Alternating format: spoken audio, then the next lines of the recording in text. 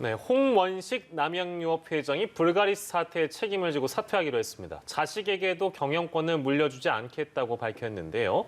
창사 이래 최대 위기를 겪고 있는 남양유업의 미래는 어떻게 될까요? 네, 최진봉 교수 계속해서 함께 하시고요. 손정혜 변호사 모셨습니다. 어서 오십시오. 안녕하세요. 네, 오늘 홍원식 회장 대국민 사과했는데요. 그 영상 먼저 보고 돌아오겠습니다.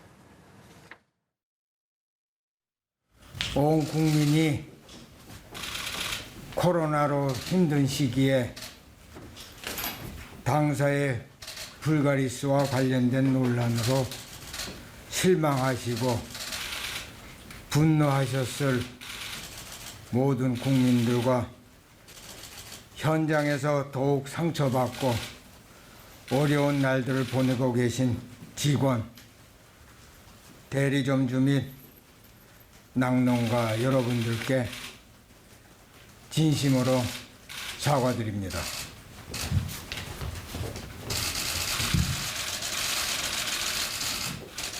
보다 적극적인 자세로 나서서 사과드리고 필요한 조치를 취했어야 했는데 많이 부족했습니다.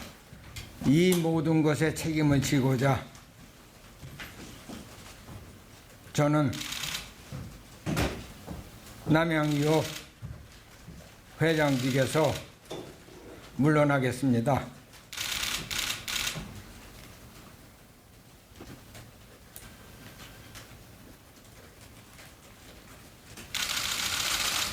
또한 자식에게도 경영권을 물려주지 않겠습니다.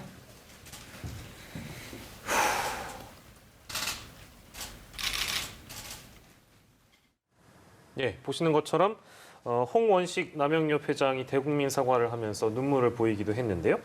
글쎄요, 뭐 이제 기업 오너의 대국민 사과라는 게 최근 들어선 잊을만 하면 또 나오는 그런 익숙한 장면이 되어버렸기 때문에 그 부분도 참 씁쓸합니다만 짧게요, 두 분께 좀 어떻게 보셨는지 좀 궁금하기도 한데요. 손정혜 변호사께서 어떻게 좀 이 장면을 보셨는지요? 일단 조금 늦은 감이 있습니다. 이미 여러 가지 수사라든가 압수수색 절차가 진행됐고 행정처분도 이제 예고가 된 상황이고요. 불매운동도 한창 진행 중이었기 때문에 조금 조속하게 사과가 나왔더라면 어땠을까 이런 생각이 드는데요. 여러 가지 이제 논란이 있었습니다. 2013년을 생각해 보시면 물량 밀어내기 사건부터 최근에 여러 가지 사건이 있는데 공식 성상에서 저렇게 첫 사과하는 모습은 또 책임감 있는 모습으로 뭔가 변화를 바라는 모습으로 이제 의미 있다라고 평가할 수 있겠지만 중요한 건 이제 후속 조치가 될 겁니다. 사과에서 끝나지 말아야 되고 체질 개선이 꼭 이어져야 될 것인데 경영권을 물려주지 않겠다 이런 세습이나 이런 문제 혁신하겠다라고 했으니까 지켜봐야 될 것 같습니다. 예. 네. 최진봉 교수께서는? 잠깐 말씀하셨는데 일단 너무 늦었어요. 21일이나 있다가 이런 사과문을 내는 것이 진정성 있겠습니까? 사과문은 크게 세 가지 중요한 포인트가 있어야 돼요. 신속하게, 정확한 내용을, 그리고 진실성 있게 이렇게 얘기해야 되는데 내용으로 보면 반성하고 있다는 분을 얘기하고 있지만 21일 동안 그러면 왜 가만히 있었느냐. 불매운동이 일어나고 문제가 확산되니까 이제 와서 사과하는 거 아니냐. 이런 비판을 피할 수 없습니다. 만약에 정말 진실성 있고 신속하게 사과를 했다고 하면 이 문제가 발생했을 당시에 그냥 사과를 했었어야 돼요. 그런데 20일이나 끌었다고 하는 것은 사태를 좀 추이를 보고 본인이 사과할 상황이 되면 사과하겠다고 보이는 그런 오만함도 보일 수 있는 부분이 있다고 봅니다. 그래서 이 사과가 제가 볼 때 일반 국민들이 볼 때는요. 이후에 얼마나 바뀌느냐를 보고서 판단할 문제이지 단순히 이 사과 하나만 가지고 모든 문제가 해결됐다고 보기는 어렵다고 봅니다. 예. 네, 일단 언론에서는 지금 남양유업의 상황을 두고 창사 이래 최대 위기다 이런 평가를 하고 있더라고요. 일단 오늘 이 회장의 사과는 앞으로 어떤 영향을 줄까요? 일단 영업이익이 90%까지 내려왔다라는 이야기도 있는 것이고 지금 세종시 공장은 전체 물량의 한 40%를 생산하는 물량인데 2개월 영업정지 처분을 받으면 사실은 기업에 굉장히 심각한 타격이 있을 수 있습니다. 특히 소비자들의 불매운동이 장기화되면 사실은 위기라는 말을 더 뛰어넘는 타격을 받을 가능성이 있기 때문에 그래서 결심을 했던 것은 아닐까 생각이 드는데 결국 핵심적인 문제는 남양유업의 리스크 관리가 안 됐다는 겁니다. 이것을 촉발했던 코로나19 바이러스 저감 홍보 그 행사만 보더라도 예. 사실 이렇게 코로나19가 전 세계적으로 고통 속에 있는데 이 불가리스 먹으면 저감됩니다. 사실은 상식적으로 이런 걸 공식화하기에는 어떻게 작은 기업이 아니지 않습니까? 네. 그런 리스크 관리가 안 된 게 이번 사태를 이제 촉발시켰지만 그래도 이게 단발적인 사건이 아니라 앞서 뭐 여러 가지 사건이 있어서 이번에야말로 조금 국민들한테 사랑받았던 어떻게 보면 유가공 업체인데 제대로 설 기회를 마련해야 된다라고 생각합니다. 예, 저희가 이제 사건 큐브를 통해서 남양유업 그 불가리스 사태는 들여다봤는데 식품표시광고법 위반 혐의로 고발이 식약처에서 한 게 있고요. 그리고 서울경찰청이 이번 사건을 또 금융범죄수사대에 배당한 배경이 있을 겁니다. 여러 가지 압수수색을 통해서 본격적인 수사에 들어간 상황인데 금융범죄수사대에 배당한 배경이 분명히 있을 것 같은데요.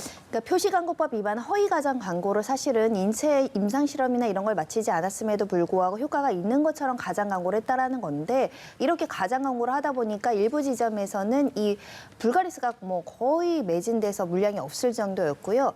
따라서 온 부수적인 효과인지 또는 의도했는지 효과인지 모르겠지만 주가가 또 급등하는 효과가 네네네. 있었습니다. 주가가 이렇게 요동치게 되면 항시 뭔가 이렇게 세력이라고 하잖아요. 예. 주가 조작, 시세 조정 세력이 있을 수 있는데 혹여라도 이 남양유업 내부에 이것을 알고 미공개 정보를 이용해서 이런 발표가 있을 것을 예정해서 주식을 사들였다가 올랐을 때 팔아서 막대한 자금으로 이제 이익을 취득했을 개연성이 있기 때문에 금융범죄수사대에서 주가 조작, 시세 조정, 미공개 정보 이용한 거 아니냐라는 혐의점을 두고 지금 수사 중에 있는 상황입니다. 네, 그리고 지금 세종시에서는 일단 세종 공장을 2개월 동안 영업 정지 조치 내렸습니다. 남양유업은 여기에 대해서 일단 소명할 기회를 달라면서 지금 청문회 절차를 요구했는데 이 절차 요구를 두고서도 또 시간 끌기 전략이다 이런 비판도 있더라고요. 그런 비판이 일고 있죠. 그러니까 국민들 볼 때는 진정한 사과일까라는 의문이 생기는 거예요. 청문제 절차를 갖게 되면 청문제 절차 다 끝날 때까지는 영업을 계속하는 거거든요. 예. 그러니까 세종시에서 문제가 있으니까 2개월 동안 영업 정지를 내렸는데 이 사전 통보를 받아들이지 않고 청문회를 하겠다고 하는 것은 청문회를 통해서 시간이 길어지면 그동안은 계속 생산을 해서 판매를 할 수 있는 거잖아요. 그러면 국민들을 볼 때 울면서 저렇게 사과하는 회장의 모습과 이런 세종시의 이런 영업 처분 처분에 대해서는 반발하고 거기서는 본인들이 잘못한 게 없다는 식의 표현을 하는 것이 과연 국민들 볼 때 진정한 사고로 느껴질까 하는 부분을 고민해 봐야 한다고 저는 생각해요. 최소한의 피해를 최소화하면서 본인들이 얻을 수 있는 이득은 다 얻겠다고 하는 그런 모습으로 비춰질 수 있는 부분도 저는 고민해 봐야 한다고 생각해요. 예. 본인들의 잘못한 부분이 있으면 깨끗하게 인정하고 받아들이는 모습을 보이는 것이 어찌 보면요. 국민들 볼 때는 변화하고 있구나 이런 모습을 보여줄 텐데 이런 청문 절차의 요청 사항도 물론 본인들의 권리니까 할 수 있습니다. 뭐 그거 하지 말라고 제가 얘기하는 건 아니지만 이미지 차원에서 보면요. 홍보나 PR 차원에서 본다고 하면 남양유업의 저런 태도 자체가 상당히 국민들한테는 사과에 반감을 가져올 수 있는 또 사과의 어떤 영향력을 반감시킬 수 있는 요소로 작용할 수 있다는 점도 기억하셔야 될 것 같습니다. 예, 그 남양유업과 처음에 이제 두 분께 그 홍원식 회장의 그 사과하는 모습을 어떻게 보셨는지에 대해서 들어봤는데 아마 그 내용의 이제 전반적인 어떤 남양유업은 왜 이렇게 반복적으로 문제를 일으키는가에 대한 원인이 어느 정도 담겨 있다고 보는데요. 이게 이번만 있었던 일이 아니라 뭐 대리점 갑질도 있었고 이제 지금 불매 운동도 하고 계신 뭐 소비자들도 분명히 계시겠죠. 이제 그렇기 때문에 남양유업은 왜 이렇게 계속해서 잡음이 나는 것일까? 그 배경에 뭐 어떤 이유가 있을까요, 손정혜 변호사님? 일단은 이제 경영 통제가 좀 부족한 경우니까 투명한 그 경영을 해야 되는데 아무래도 폐쇄적으로 의사결정을 하는 것이 고질적인 한국 기업의 그 문제라고 이제 지적이 되고 있는데 네. 남양유업도 마찬가지로 사실 선대부터 어떻게 보면 경영것을 물려받아서 가족들이 대부분 대주주이다 보면 예. 이사회든 뭐 주주총회든 사실은 모든 의사결정을 가족 일가가 한다라는 겁니다. 기업의 규모는 커졌지만 의사결정 구조가 이제 투명해지지 않다 보니까 거기에서 좀 획일적인 어떤 지시가 나왔고 이것을 통제하지 못한다고 한다면 문제가 발생할 수 있다 이렇게 말씀드릴 수 있는데 예. 오늘 홍 회장이 사과를 하면서 이런 표현을 썼습니다. 구시대적 사고의 틀이라고 했는데 홍 회장도 이제 회장에서 이제 사퇴한다고 했는데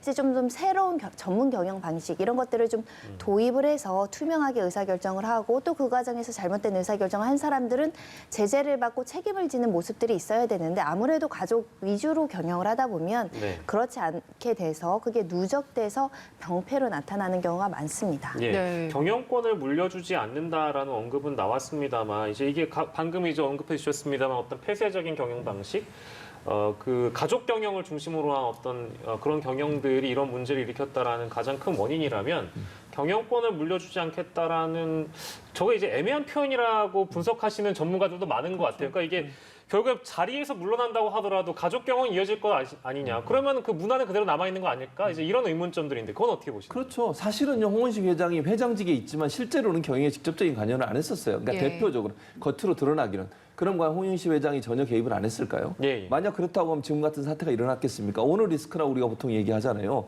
오너가 한 잘못이 기업 전체에 영향을 미쳐요. 근데 오너가 직접적으로 가족 경영 지배 구조로 계속 가게 되면 밑에 있는 사람들이 그 가족의 눈치만 볼 수밖에 없어요. 그러지 예. 않겠습니까? 지금 현재도요, 주식 지분을 보면요, 홍 회장이 전체 지분의 51.68%를 갖고 있어요. 예. 홍 회장 포함해서 총수 일가가 가지고 있는 지분이 53.85%예요.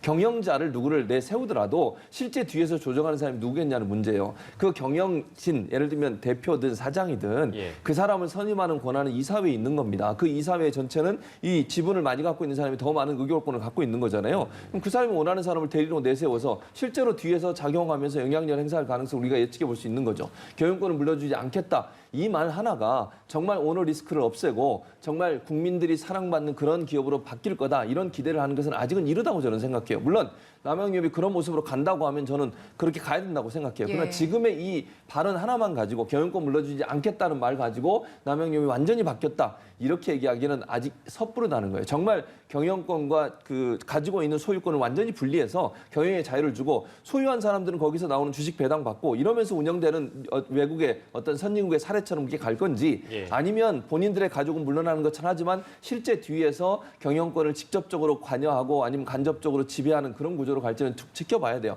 근데 저는 우려되는 것은 아까 말씀하신 것처럼 이게 2013년도에 대리점 갑질 문제 있었잖아요. 예. 그렇게 해서 90% 이상 매출이 떨어졌어요. 근데 또 이런 일이 또 일어나잖아요. 이게 과연 그러면 이게 몇 년이 지났는데도 한 번 경험한 일에 대해서 반성하는 모습이 전혀 없다고 저는 보여요. 벼락은요, 한 번 떨어진 곳에 또 떨어질 수 있습니다. 한 번 떨어지고 지나가면 끝이라고 생각하는 건 큰 오해예요. 국민을 무시하는 행동이라고 저는 생각해요. 본인들이 그런 일이 있었으면 진정으로 사과하고 이런 가족 중심 경영에서 벗어났다고 하면 이런 일이 발생하지 않았을 겁니다. 앞으로도 마찬가지라는 생각이 들어요. 저런 반성 한 번 하고 끝나지 말고 진정으로 변화된 모습을 오랫동안 보여주셔야 돼요. 단발적으로 국민들의 신뢰를 얻기는 어렵다고 저는 생각하거든요. 예. 잊어버린 신뢰, 명예를 다시 되찾기 위해서는요. 그보다 훨씬 더 많은 시간이 필요하다는 걸 꼭 기억하시고 지속적으로 변하는 모습을 보여준다고 저는 조언하고 싶습니다. 네, 최 교수님께서는 따끔한 지적을 해주셨는데 그런데 일단 홍 회장이 사퇴한다는 소식이 나오고 난 뒤에 주가가 굉장히 많이 올랐습니다. 네. 최고로 많이 올랐을 때는 20% 넘게 오르기도 했었는데 일단 시장에서는 그래도 어느 정도 오너 리스크가 해소됐다 이렇게 본 것 같아요. 그렇게 보죠, 지금. 그러니까 주식을 거래하는 시장 입장에서는 증권가에서는 이렇게 보고 있는데 저는 그건 좀 섣부르다고 생각해요. 그리고 단기적으로 투자해서 빼는 사람 입장에서는 나중에 좀 주가가 떨어지더라도 지금 단기적으로는 주가가 올라갈 가능성에 대해서 투자를 한 건데 이건 저는 그렇게 갈 수 있는 상황이 아니라고 생각합니다. 아까도 말씀드렸지만 지금 한 번의 사과로 모든 게 끝날 수 있는 상황이 아니에요. 소비자들이 바보도 아니고요. 예, 예. 소비자들 입장에서는 저분이 회장이 저렇게 사과 한 번 했다고 남양유업에 대한 어떤 그 실망감 이게 다 없어졌겠습니까? 저는 지속적으로 남양유업이 변화되는 모습을 보이지 않는다면 지금의 이 상황을 반전시킬 수 없다. 좀 시간이 걸릴 거라고 저는 생각하고요. 주가라고 하는 것은 단발적으로 일어나는 이슈에 대해서 즉각 반응하고 단타로 매매를 하시는 분들 입장에서 이렇게 투자를 하지만 이런 투자는 그렇게 좋은 결과를 내기 어렵지 않겠나 이런 생각은 듭니다. 예. 지금 그 사과와 더불어서 이 자리가 어떻게 되는가, 그뭐 이사회라든지 대표 이사 자리들 어떻게 지금 구성이 되고 있는지, 또 어떤 조치가 있었는지 보면 이광법 대표 이사 이분은 사의를 표했고요. 홍 회장의 장남입니다. 홍진석 상무. 여기는 지금 보직 해임. 그리고 홍 회장은 이제 본인이 밝힌 대로 사퇴를 하게 된 거고요.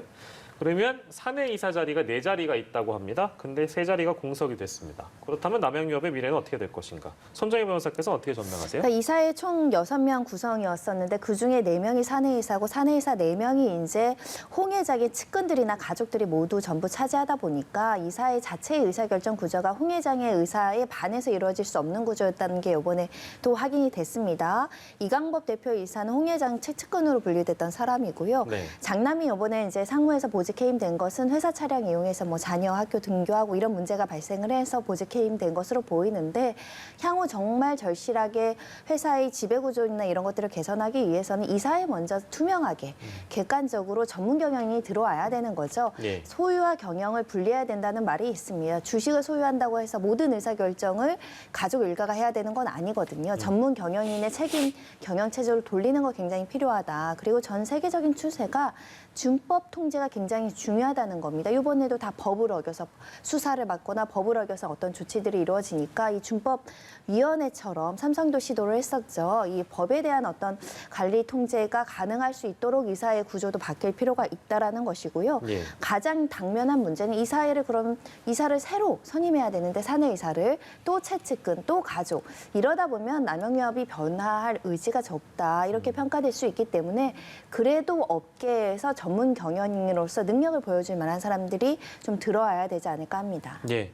손정혜 변호사, 최진봉 성공회대 교수와 이 시간 함께했습니다. 고생하셨습니다.